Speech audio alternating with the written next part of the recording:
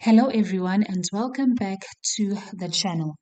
So today we are looking at some developments in South Africa that could affect healthcare and the Black economic empowerment. We're talking about the government's decision to backtrack on a proposed increase in the value added tax, or VAT for short. Now, if you remember, there was talk in the air about bumping up VAT by half a percentage point in the 2025 budget. The idea, plain and simple, was to get some extra cash flowing to government coffers. You see, the government's been facing some financial strain and the thinking was that a little extra from VAT could help cover some of these increasing costs. But as you can imagine, this idea didn't go down smoothly. There was a lot of pushback, politically and from the public. Even the Democratic Alliance, the DA, took the matter to court to try and block the increase.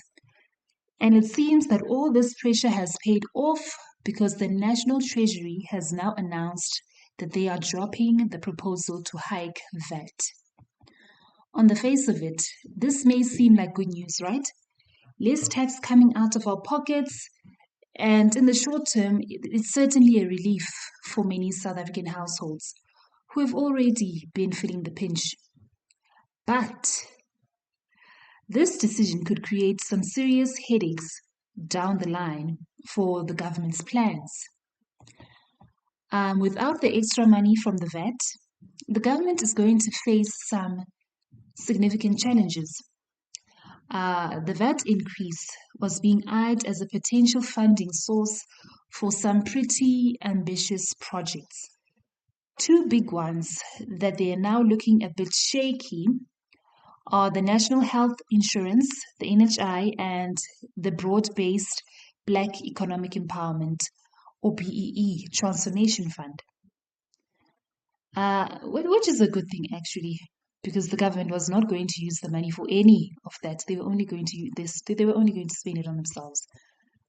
But I digress. The government has these big plans. The NHI, for example, is aimed at providing healthcare for everyone, which is a massive undertaking that will cost a lot of money.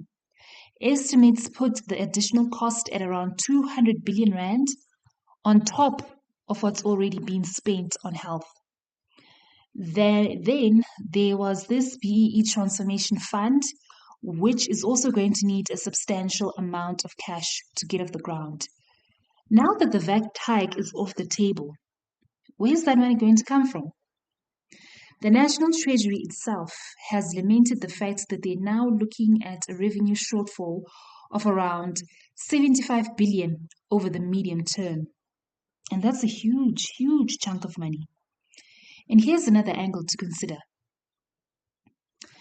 The DA is now actually more popular than the ANC. Yes. The proposed measures such as the VAT increase and the NHI and all of that have actually hurt the public's perception of the ANC and the government of national unity by extension. So it's not just about the money, it's about the political support. The worry now is that these financial constraints could really put a damper on the government's ability to fund not only these new projects, but even existing essential services. We're now talking about things like healthcare, education, and infrastructure. But then, truth be told, they were not really funding these projects to begin with because healthcare, our hospitals are short of doctors, and there are doctors who don't have a job. Education, need I say more? Need I say more? Have you seen the state of public educational facilities?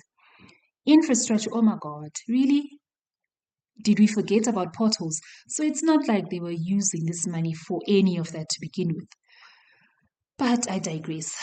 Now, the finance minister, Enoch Godongwana, has said that they'll be looking at adjusting revenue to make up for the adjusting expenditure to make up for the lost revenue. They are hoping that maybe the South African Revenue Service, SARS, can collect more than expected, which could help cushion the blow.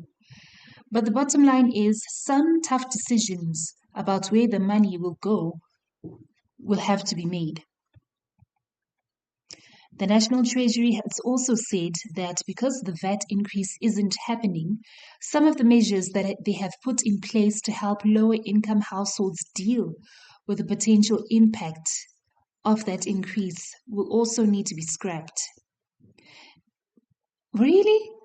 Is that what they intended to do?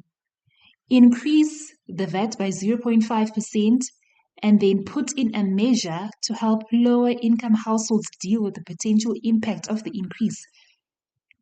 It sounds like they were going to just create a fund that they can loot, because I doubt that these lower income households were going to get a cent of whatever money they were going to be given, that they were supposedly going to be given. So what does this mean? Well, it throws a bit of uncertainty into the government's financial planning for the coming years.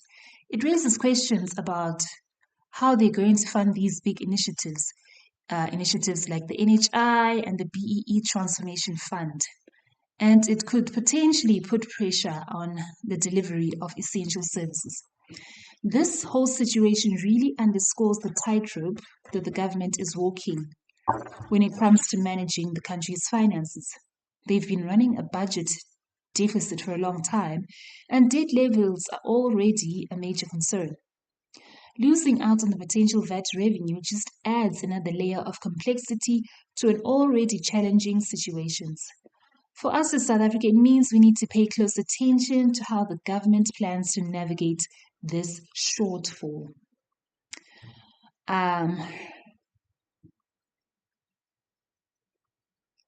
What expenditure adjustments will they make? Where will the money for these projects come from? And so on and so forth. But let me know what you think in the comments down below. Please don't forget to like, comment, and subscribe.